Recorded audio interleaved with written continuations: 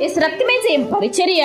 ప్రియ రక్షకుడైన యేసుక్రీస్తు నామమున ఈ ఉదయకాలమున మీ అందరికి శుభములు కలుగునుగాక. ప్రేమ కలిగి ఉండుటకు ప్రయాసపడుడి అని దేవుని వాక్యం సెలవిస్తుంది.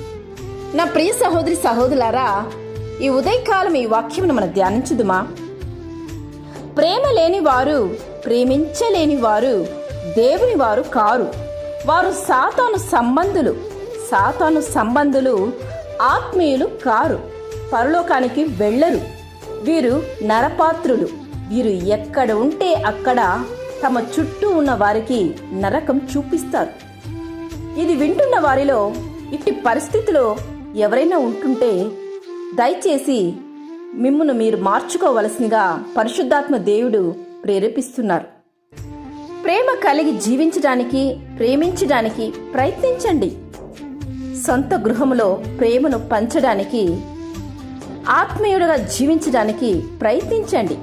జీవిత భాగస్వామిని గూర్చి ఆలోచించని, పట్టించుకొని ప్రేమించని భర్త కానీ భార్య కానీ దేవుని దృష్టిలో నేరస్తులని గ్రహించు. ఎవడైనను స్వకీయులను, విశేషంగా తన ఇంటి వారిని సంరక్షింపక పోయినడలా వాడు విశ్వాస త్యాగము చేసిన వాడై అవిశ్వాసి కన్నా చెడ్డవాడై ఉండునని దేవుని వాక్యం సెలవిస్తుంది. నీవు ఎంత సంపాదించినా, ఎంత నీవు పరిచర్య చేసినా, ఒక తండ్రిగా జీవించవలసిన రీతిగా జీవించక, ఒక భర్తగా నీవు ప్రేమింపవలసిన రీతిగా నీవు కుటుంబం సభ్యులను, బిడ్డలను, భార్యను నువ్వు ప్రేమించక ఉంటే అది వ్యర్థమే.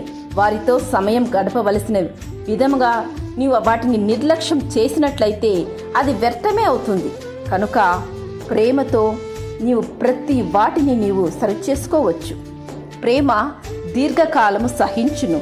ప్రేమ మాటల్లోను క్రియల్లోను చూపును.